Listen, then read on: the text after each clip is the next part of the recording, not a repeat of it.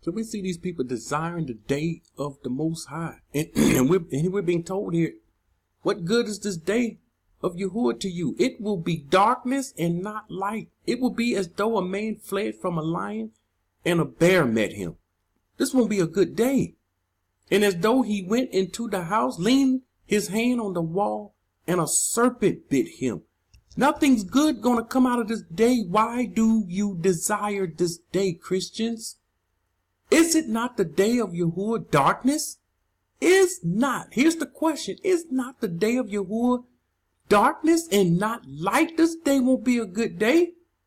Is it not very dark with no brightness in it? The righteous understand this. We're not desiring the day of Yahuwah. We're desiring something else. Our desire in our hearts is leaning somewhere else. He says, wait a minute. Verse 21, I hate and despise your feast days. This make sure you understand this. This is talking about the end times. The Most High knew in the last days, in the dark days, the darkest days ever, someone will be having their own feast days and calling it Passover. They're going to be feasting all over the earth because these people are going to wake up and tell them, okay, let's keep this in the land of our captivity. And the Most High said, I hate and despise your feast days.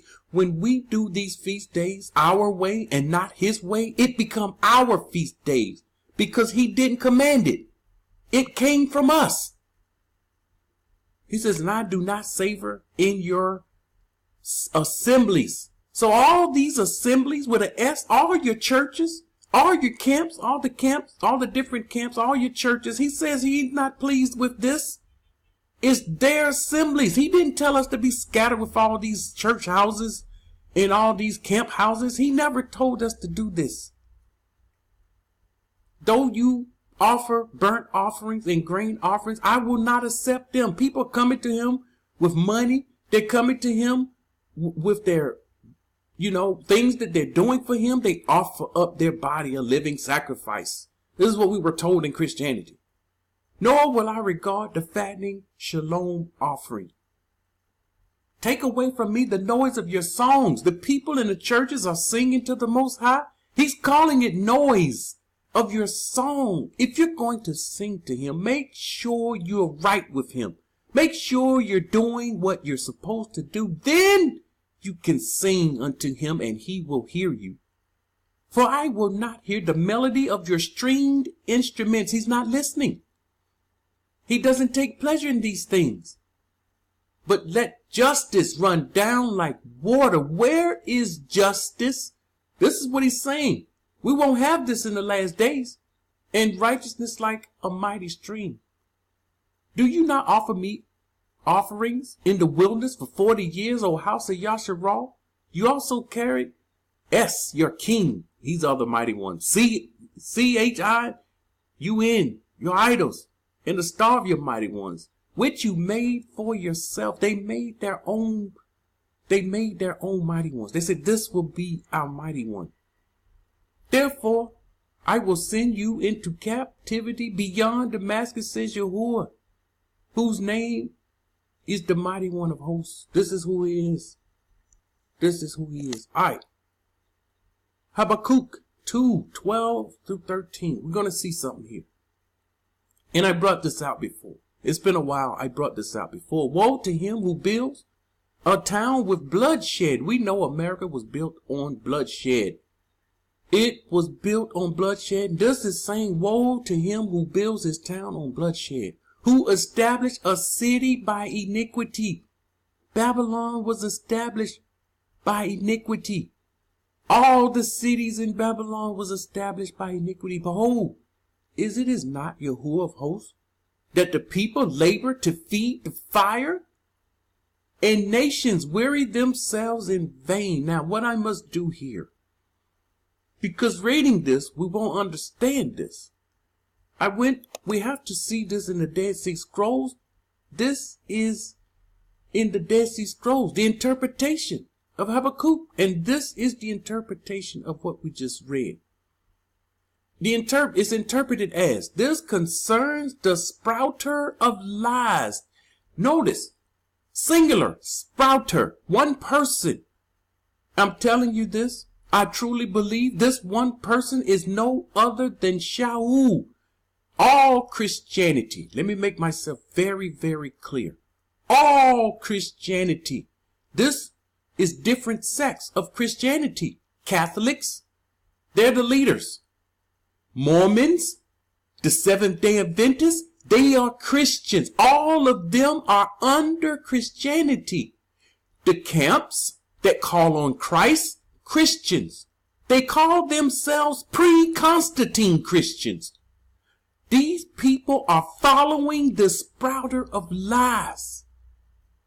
And this sprouter of lies left his writing, left his word. So this concerned the sprouter of lies, who led many astray, because throughout all the thousands of years, Shaul's word still here, that he might build his city of vanity with blood, and raise a congregation of deceit. See, all the Christians, the Most High look at all of them lumped up together as one, calling on one Christ,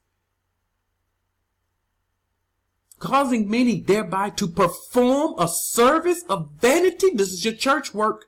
Here are your camp work, even working in the street preaching. This is a performance service of vanity for the sake of its splendor. When they're out in the street, they're telling everybody, look at our splendor.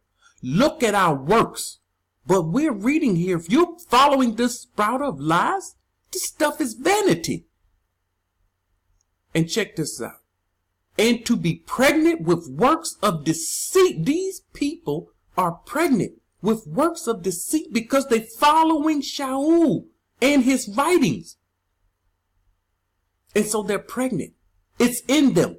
And anybody following them, you're going to produce this. You will be impregnated with those same lies, and you will be pregnant with works of deceit, that their labor might be for nothing. These people are laboring for nothing.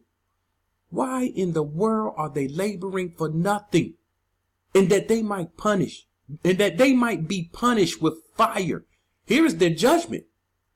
Who vilified and outraged the righteous of the Most High. So these people, Shaul and his people, they are against the righteous.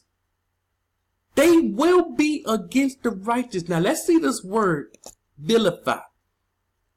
It's the verb. This is what Shaul did. Speak or write. He wrote. It's his writing about in an abusively despairing manner. He wrote against this people. He wrote and taught against circumcision. He wrote against the Shabbat. He said it's nothing. And he kept none of the feast days of the Most High in Jerusalem. He kept none. He stayed away. He stayed away. He didn't come to Jerusalem as the men supposed to do, because he didn't want to be part of the covenant. He spoke against circumcision. This is the covenant in itself. He spoke against it. This is one that hates the Most High. And we have these people following the sprouter of lies, being led by Satan himself. He said he had a thorn in his side from the enemy. That thorn was in him. He told some truth and he told some lies. This is what a sprouter of lies do. He tells some truth and some lies. Yeah, the enemy hit him with a thorn. He gave him his word. He told him what to say. He told him what to do, and he did it. Now, here is the righteous. You want to see the righteous works? Here it is. 2 Ezra 9, 7 through 9. And it shall be that everyone who will be saved, here are the true righteous that will be saved. And this salvation, there's only one way to be saved. People don't know what salvation means because it's not being taught. But after the destruction, after the wicked get removed, the righteous is alive and safe and well and doing well in the wilderness. This is salvation. This is it. Will be able to escape on the account of his works. You see, here are our works. When you escape out of these lands and you get within the Most High's borders, this is the work that will lead to your salvation, or on account of which he believed, will survive the dangers that have been predicted. There's dangers that have been predicted by the prophets, and it's coming. And will see my salvation in my land. Here it is. Salvation comes from within his land and within my borders. Why don't the Christians read this? All of them, Christians, pre-Constantine Christian, your camp Christians. Why don't they read this? Why don't they ever show their people this? Never. They don't show their people this, which I have set apart for myself from the beginning. This was one of the most important scriptures we can read for us in these last days. And our people don't even know it exists because of the sprouter of lies. Then those who have now abused my ways shall be amazed. Yeah. These people will be amazed. Why? They're going to realize we have been laboring in vain. We have been doing all this work for nothing. We hit the streets all these days, all these years for nothing. We did all that church work for nothing. And those who have rejected them, who is them? The ones that told you, come out of her, my people.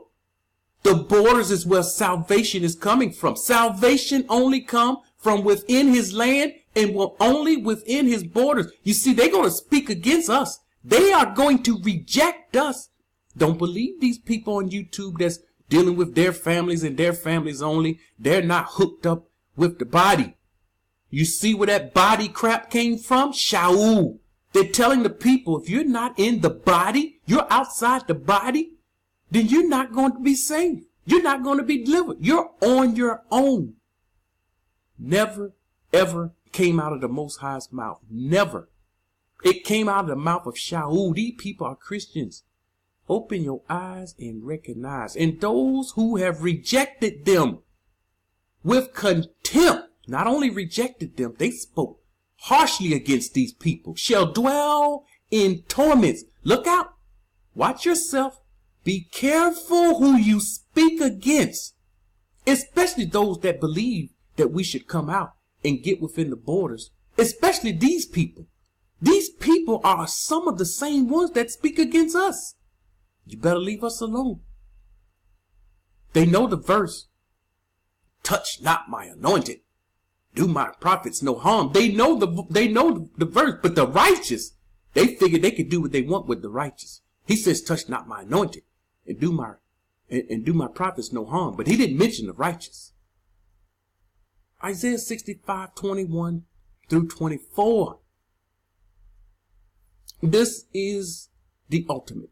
This is what the righteous is looking for. They shall build houses and inhabit them. They shall plant vineyards and eat their fruit. Here are the people that's not laboring for nothing. They shall not build and another inhabit. They shall not plant and another eat. For as the days of the tree, so shall be the days of my people. This is forever and ever here. And my righteous shall long enjoy the work of their hands. Our people don't know how to enjoy the work of our hands because we are in the hands of the enemy. And the enemy is running roughshod over us. They shall not labor in vain. These people are not laboring in vain. Nor bring forth children for trouble, for they shall be the descendants of the Barak of Yahuwah, and their offspring with them. It shall come to pass that before they call, I will answer. Now we understand this. These people did what the Most High said to do. And while they are speaking, I will hear. These people are not laboring for nothing, are not laboring in vain. But most of our people are laboring in vain. So I leave you with the question. Are you laboring for nothing? You answer this question. Go before the Most High. Are you laboring for nothing? Shalom.